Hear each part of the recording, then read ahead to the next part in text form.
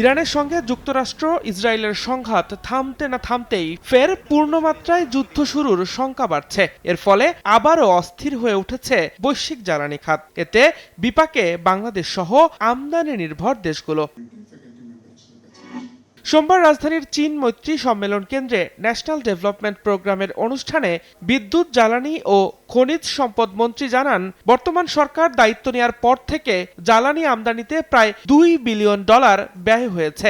এর ফলে চাপ পড়ছে রিজার্ভে। আগামী দিন নিয়ে শঙ্কা জানিয়ে মন্ত্রী আরও বলেন, এমন বাস্তবতায় নবায়নযোগ্য জ্বালানি সমাধান।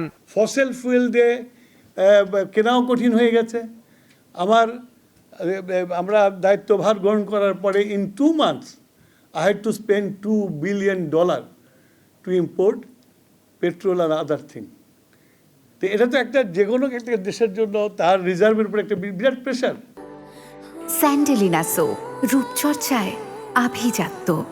এ সময় ইকবাল হাসান মাহমুদ টুকু অভিযোগ করেন, বিগত সরকার সমুদ্র জয় করলেও সামুদ্রিক জ্বালানি সম্পদ আহরণে উল্লেখযোগ্য কোনো অগ্রগতি করতে পারেনি, অথচ প্রতিবেশী দেশগুলো এ খাতে অনেক দূরে গিয়েছে। তিনি বলেন, সমাজ কল্যাণমুখী রাষ্ট্র গঠনে নবায়নযোগ্য জ্বালানিতে উন্নয়ন সহযোগীদের আরও বিনিয়োগ ও সহযোগিতা প্রয়োজন। গত 17 বছর আমরা সমুদ্র বিজয় করেছি, আমরা দেখেছি আনন্দ মিছিল দেখেছি, আলোকসজ্জা দেখেছি, কিন্তু সমুদ্রের পানি রয়ে গেছে, পানির মধ্যে কিছু আনতে পারিনি আমরা, ইভেন মাছও আনতে পারিনি আমরা।